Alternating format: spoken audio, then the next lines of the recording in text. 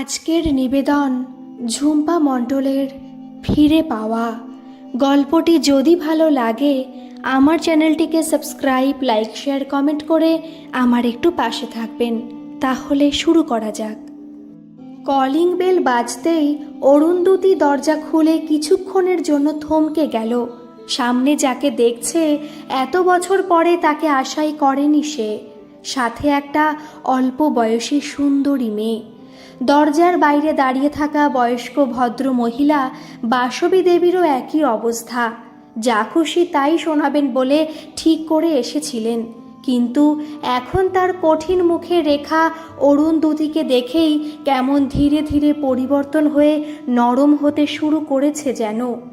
এখানে এসে এতদিন পরে অরুন্ধতীর সামনাসামনি হবেন তিনি কল্পনায় ভাবেননি কখনো। অরুন্ধতীও বুঝতে পারল না ব্যাপারটা কি। ইনি তার বাড়িতে কি করতে এসেছেন। তার চোয়াল শক্ত হয়ে উঠতে চাইছে বারবার, কিন্তু নিজেকে সামলে নিয়ে ওনাদের ভিতরে আসতে বলল সে। বাসবী দেবীও ততক্ষণে বুঝে গিয়েছিলেন যে কারণে এসেছিলেন সেই উদ্দেশ্য আর সফল হবে না তার।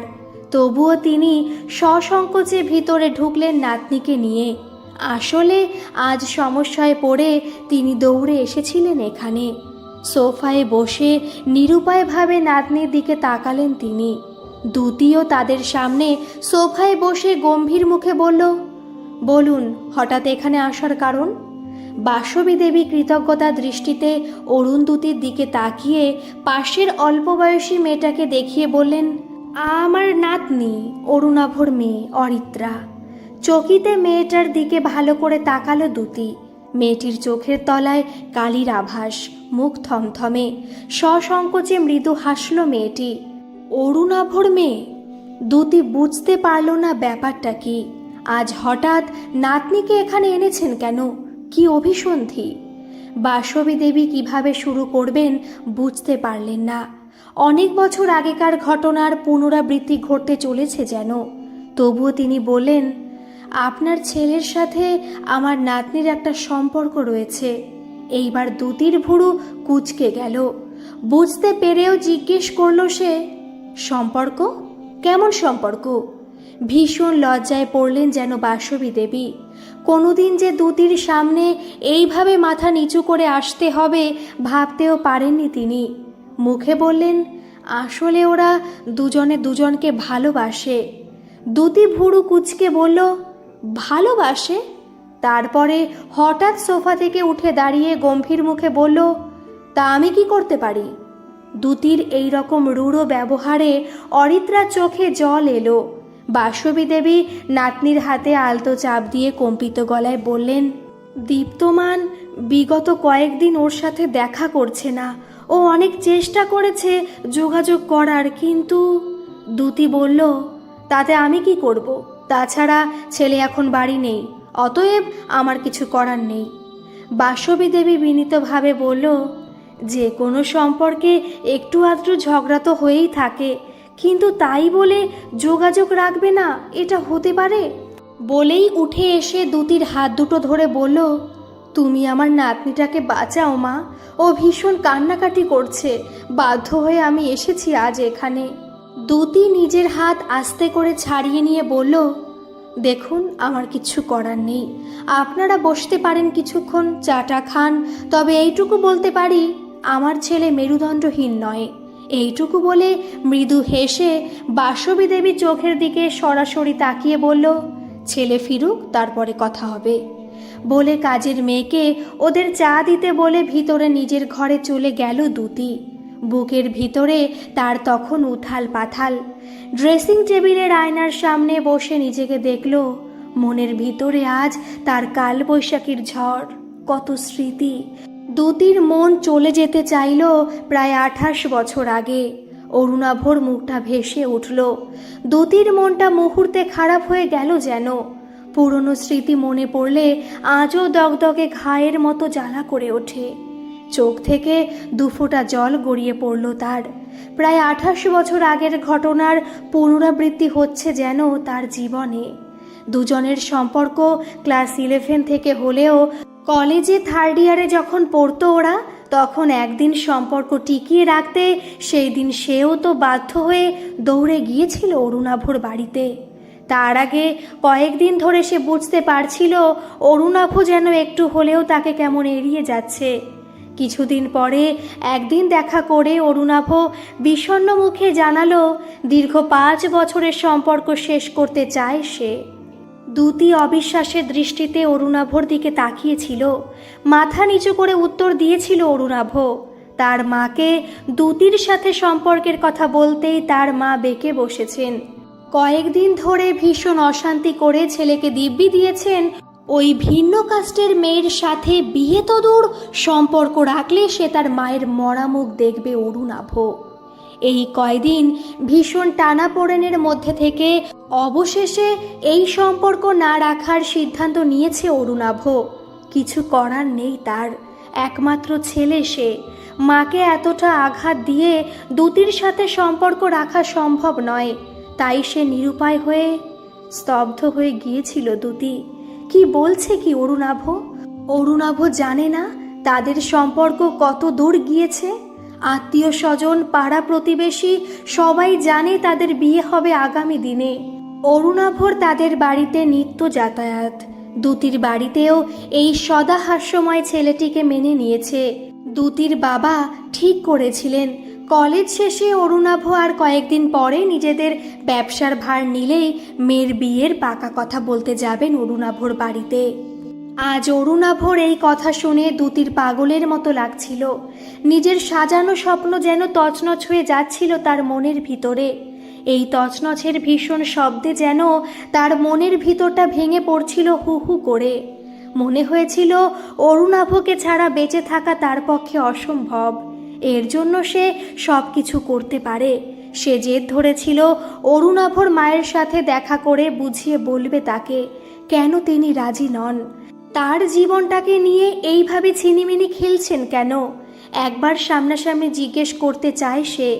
নিশ্চয়ই বুঝিয়ে বললে তিনি বুঝবেন। অরুণাভ নিজের মাকে চেনে। সে বুঝতে পেরেছিল কি ঘটতে চলেছে, তাই সে রাজি না হলেও দিশেহারা অরুণ দ্যুতি নির্লজ্জের মতো আত্মসম্মান বোধ জলাঞ্জলি দিয়ে তবুও সেদিন গিয়েছিল বাসবী দেবীর কাছে। বাড়িতে সেদিন অরুণাভর বাবাও ছিলেন না। তাকে ছেলের সাথে ঢুকতে দেখে বাসবী দেবী বেরিয়ে এসেছিলেন বিশাল ড্রয়িং রুমে। বাসবী দেবীর কঠিন মুখ দেখেও সে তার কাছে কাকুতি মিনতি করেছিল সম্পর্কটাকে মানিয়ে নেওয়ার। কিন্তু সেদিন উনি ভীষণ তাচ্ছিল্যের সাথে বলেছিলেন, কি সাহস তোমার, তুমি এখানেও চলে এসেছো? তারপরে মৃদু হেসে বলেছিল, আসলে হবেই তো, কেমন ঘরের মেয়ে সেটা তো দেখতে হবে, এই জন্য স্ট্যাটাস মেনটেন করতে হয় বুঝলি বাবু। ওনার কথায় অরুণাভ শুধু মিনমিন করে মা বলে যেটুকু প্রতিবাদ করতে চাইল তা উপস্থিত দুজনেরই কান অবধি পৌঁছালো না বোধ হয়। দ্যুতির ভিতরে যেন কালবৈশাখীর ঝড়। সে যে অরুণাভকে বড্ড ভালোবাসে, কিন্তু এই অপমানে সে আর থাকতে পারল না। ভুরু কুঁচকে অরুণাভকে বলল, আমার সাথে এত বছর সম্পর্কর সময় স্ট্যাটাস দেখোনি কেন তুমি? কোন বাড়ির মেয়ে আমি? বাসবী দেবী গলা উঁচিয়ে বললেন, ও কি বলবে? অল্প বয়সে এই রকম 2-1টা সম্পর্ক সব ছেলেরই থাকে। তাছাড়া আমার ছেলের যোগ্য তুমি কোন দিক থেকে বলো তো? না আছে রূপ, না আছে তেমন কোনো গুণ। শোনো মেয়ে, একটাই ছেলে আমার, যাকে তাকে তো আর বৌমা করতে পারি না। চাঁদের টুকরোর মতো বৌমা করব আমরা। সব বাবা মায়েরই একটা স্বপ্ন থাকে, আমাদেরও আছে। তাছাড়া এই ব্যানার্জি বাড়ির একটা ঐতিহ্য আছে, স্ট্যাটাস আছে। তুমি একটা পোস্টমাস্টারের মেয়ে, বামন হয়ে চাঁদে হাত বাড়াও। এরপরেও ভাবো কিভাবে মেনে নেব। এই সম্পর্ক কখনোই সম্ভব নয়। তারপর ছেলের দিকে তাকিয়ে বলেছিল, খোকা, ওকে চলে যেতে বল এখান থেকে। বলে গট গট করে দোতলায় উঠে গিয়েছিলেন তিনি। অরুণাভ চুপ করে দাঁড়িয়েছিল ড্রয়িং রুমের এক পাশে। দ্যুতি আর থাকতে পারল না। প্রচণ্ড রাগে আর অভিমানে অরুণাভর কাছে গিয়ে তার বুকের উপর ঝাঁপিয়ে পড়ে ভীষণ কান্নাকাটি করেছিল সেদিন। প্রত্যুত্তরে অরুণাভকে নিরুপায়ের মতো কাঁদতে দেখে দ্যুতি আর নিজেকে স্থির রাখতে পারেনি। কিছুক্ষণ অবাক চোখে তাকিয়ে অরুণাভকে সপাটে চড় মেরে বলেছিল, কাপুরুষ একটা। তারপরে চলে এসেছিল সেখান থেকে। সপ্তাহ খানেক পরে খবর পেয়েছিল বিশাল বড়লোকের সুন্দরী মেয়ের সাথে অরুণাভর বিয়ে। সেদিন দ্যুতি আর কাঁদেনি। এই কদিনেই তার চেহারা ভেঙে পড়েছিল ভীষণ রকম।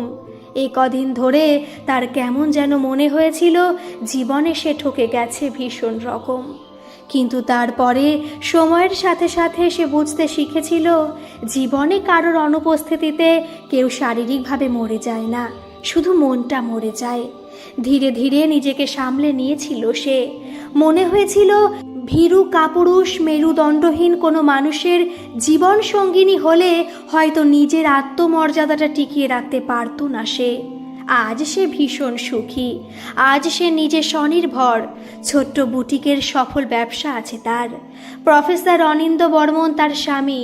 তাদের একমাত্র ছেলে দীপ্তমান, সেও সদ্য প্রতিষ্ঠিত।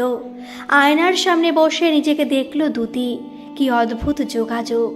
মনের ভিতরে ঘা থাকলেও সে আজ সুখের টানে প্রায় ভুলতেই বসেছিল এই সম্পর্কের কথা। কিন্তু আজ হঠাৎ তার অতীত সামনে এসে যেন ওলটপালট করে দিল তাকে। কি করণীয় এখন তার? প্রতিশোধের সুযোগ বুঝি ভগবান সবাইকে দেন। আয়নার সামনে বসে মৃদু হাসল সে। প্রতিশোধ নেবার সময় এসেছে আজ। আজ যথাযোগ্য জবাব দেবে সে ওই মহিলাকে, যিনি অহংকারের বশে তার জীবনটাকে কালবৈশাখী ঝড়ের মতো ওলটপালট করে দিয়েছিল সেদিন। বাসবী দেবী যে উদ্যোগ নিয়ে এসেছিলেন নাতনিকে নিয়ে, দ্যুতিকে দেখে বুঝলেন সেদিনের তার চরম অহংকারের ভুলের বোঝা আজ তার নাতনিকেই বইতে হবে। ভীষণ মন খারাপ হলো তার। সময় সবাইকে একবার করে এইভাবে মনের আয়নায় মুখ চেনাতে সাহায্য করে বুঝি। তার নিজের বৌমা দিনরাত ব্যস্ত নিজের পার্লার আর সাজ নিয়ে। সত্যি সুন্দরী আর বড়লোকের মেয়েকে বৌমা করে এনেছিলেন তিনি শখ করে। কিন্তু পরে বুঝেছিলেন ভুল করেছিলেন তিনি। ছেলের সাথে বউয়ের তেমন বনিবনা হয়নি কখনো। এর জন্য নিজেকে দায়ী করেন তিনি আজ মনে মনে। ছেলেটাও কেমন যেন হয়ে গেছে। সে এখন সবসময় ব্যস্ত পড়তি ব্যবসা টেনে তোলার আপ্রাণ চেষ্টায়। আর বৌমা নিজের সৌন্দর্যের ঘাটতি হবে বলে অনেকদিন সন্তান নিতে চায়নি সে। অবশেষে বিয়ের 8 বছর পরে এই আদরের নাতনি অরিত্রা হলো তার। বৌমার সাথে তেমন মিল না হলেও নাতনি তার মনের মতো। ছোট থেকেই কোলে পিঠে করে মানুষ করা এই নাতনির এক ফোঁটা কষ্ট তিনি সহ্য করতে পারেন না কিছুতেই। আজ দুপুরে কলেজ থেকে ফিরেই গুম হয়েছিল অরিত্রা। ঝগড়া হয়েছিল সেদিন। যদিও দোষ নাতনি ছিল সেটা সে এখন স্বীকার করছে, কিন্তু সেদিন থেকে কিছুতেই দীপ্তকে ফোনে পাচ্ছে না সে, দেখাও করছে না। একটু আগেই এক বন্ধুর কাছে শুনেছে সে চলে আসার পরে অন্য একটা মেয়েকে বাইকের পিছনে বসিয়ে দীপ্তকে কলেজের রাস্তায় ঘুরতে দেখেছে সে। ফোনটা সুইচ অফ করে দেয় অরিত্রা। বারবার তার মনে হচ্ছিল এখন মরে যাওয়া ছাড়া আর কোনো পথ নেই তার। বিছানায় উপুড় হয়ে শুয়ে কান্নায় ভেঙে পড়েছিল যখন অরিত্রা, সেই সময় তার ঘরে ঢোকেন বাসবী দেবী। নাতনির কান্নায় তখন বুকটা ভেঙে যাচ্ছিল তারও। নাতনিকে বুকের মধ্যে টেনে শুনলেন সব কিছু। দীপ্তমান বর্মন, ছেলেটার নাম, ঠিকানা। আজকালকার মেয়ে কোথায় কি করে বসে তাই সব কিছু শুনে শঙ্কিত বাসবী দেবী সরাসরি চলে এসেছেন এই বাড়ি। একটু পরে দীপ্ত ফিরল, সঙ্গে একটা মেয়ে। ডাইনিংয়ে ঢুকেই থমকে গেল। ভুরু কুচকে বলল, অরি তুমি? তারপর বাসবী দেবীকে দেখে একটু থমকে গেল। অরিত্রা সে কথার জবাব না দিয়ে পাশের মেয়েটিকে দেখে বুঝল এর কথাই বন্ধুর কাছে শুনেছে সে। সরাসরি কড়া স্বরে জিজ্ঞেস করল, ও কে? ও মিমি। কেন, কি হয়েছে? দীপ্ত জিজ্ঞেস করলো অবাকভাবে। অরিত্রার নাকের পাটা ফুলতে শুরু করতেই সঙ্গের মেয়েটা মৃদু হেসে বলল, ও দা ভাই, এই সেই অরিত্রাদি, ভারী মিষ্টি তো। দা ভাই? ভুরু কুচকে গেল অরিত্রার। ছেলের আওয়াজ পেয়ে দ্যুতি ঘর থেকে বেরিয়ে এসে গম্ভীরভাবে তাকে জিজ্ঞেস করলো, চিনিস মেয়েটাকে?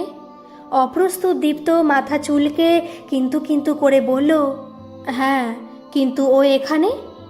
অরুন্ধতী এক মুহূর্ত অরিত্রার দিকে তাকালো। সেদিনের নিজের প্রতিচ্ছবি দেখতে পেল যেন সে। ছেলেকে ফের জিজ্ঞেস করলো, তোর সাথে কিসের সম্পর্ক মেয়েটার? দীপ্ত মাথা নামিয়ে নিল। অরুন্ধতী দেখতে চাইল ছেলে স্বীকার করতে পারে নাকি। কিরে বল। দীপ্ত বলল, মানে আমরা ভালোবাসি দুজন দুজনকে। অরিত্রা দীপ্তর দিকে তাকালো। এতক্ষণের পুঞ্জীভূত অভিমান মিলিয়ে গেল তার। ঠাম্মির দিকে সজল চোখে তাকিয়ে নিজের বোকামির জন্য লজ্জা পেল সে। দুতি কয়েক সেকেন্ড পরে জিজ্ঞেস করলো, ভালোবাসিস? হ্যাঁ মা, আমরা বিয়ে করব ঠিক করেছি। ও আচ্ছা, তাহলে মেয়েটার সাথে এখন যোগাযোগ করছিস না কেন? দীপ্ত মুখ কাচুমুচু করে বলল, ঝগড়া হয়েছিল। সব সময় ভুলভাল কথা বলে মাথা গরম করে দেয়। তারপর তুমি সেদিনই বিকেলে আমার মাসির বাড়ি পাঠিয়ে দিলে মিমিকে আনতে। ওখানে জানো তো টাওয়ার ঠিকঠাক থাকে না, তার উপর রাগ ছিল বলে আমিও ইচ্ছে করেই এই কদিন। দুটি ছেলের দিকে তাকিয়ে বলল, একটা সম্পর্ক তৈরি করলে তার সম্মান রক্ষা করতে শিখতে হয় বাবু। সেটাকে নিয়ে ছিনিমিনি খেলতে নেই কখনো। দ্বিতীয় দিন এমন আর করিস না। দীপ্ত বলল, না মা, কখনো নয়। আজ আমি বোনকে নিয়ে ওকে খুঁজতেই ওর কলেজে গিয়েছিলাম, কিন্তু শুনলাম ও বাড়ি চলে গেছে। ফোন করছি কিন্তু ওকে পাচ্ছিলাম না, সুইচড অফ। দুতি এবারে বাসবী দেবীর দিকে সরাসরি তাকালো। মৃদু হেসে বলল, আমার ছেলেকে আমি নিজেদের কাস্ট আর স্ট্যাটাসের দোহাই দিয়ে কাপুরুষ হবার শিক্ষা দিইনি। আপনি নিশ্চিন্তে থাকতে পারেন, ও আপনার নাতনিকে কখনো ঠকাবে না মায়ের দোহাই দিয়ে। বাসবী দেবী মাথা নিচু করলেন। বুঝলেন, এইভাবেই বুঝি কোনো না কোনো সময় জীবনের আয়না থেকেই শিক্ষা পায় মানুষ। হাত জোর করে ক্ষমার ভঙ্গিতে দুতির দিকে তাকিয়ে কৃতজ্ঞতায় আর অনুশোচনায় তার চোখ জলে ভরে গেল।